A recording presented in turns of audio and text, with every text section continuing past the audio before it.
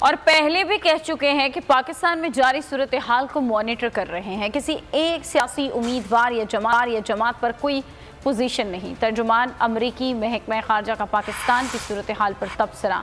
ہفتہ وار press briefing میں انہوں نے کہا کہ جمہوری اقدار کا نفاذ، آزادی اظہار رائے اور قانون کی عملداری کا اطلاق سب پر ہونا چاہیے.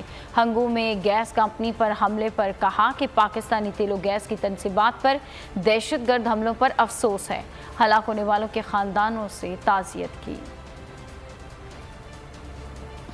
صحافت کے خلاف ظلم جاری، بول کے 3 فیملی ممبرز اغوا.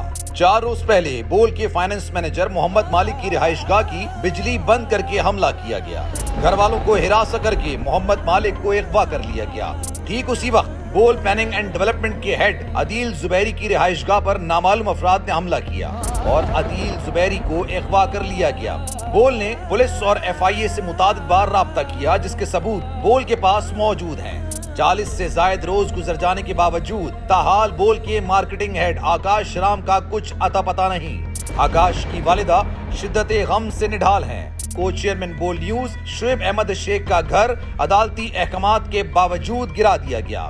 رات گئے بول ہیڈ آفس کراچی پر پولیس نے غیر قانونی طور پر چھاپا مارا. صحافیوں کو ہراساں کیا گیا، گارڈز کو گولی مارنے کی دھمکی دی. شعیب احمد شیخ کی رہائش گاہ پر بھی پولیس نے غیر قانونی چھاپا مارا. پولیس کو واضح جواب دیا گیا کہ شعیب احمد شیخ رہائش گاہ میں موجود نہیں ہے. پولیس وارنٹ گرفتاری دکھائے تو شعیب شیخ خود رہائش گاہ کر گرفتاری دے دیں گے. بول کی عوام سے اس مشکل وقت میں دعاؤں کی اپیل. سبسکرائب کریں اور بیل دبائیں تاکہ کوئی خبر رہ نہ جائے.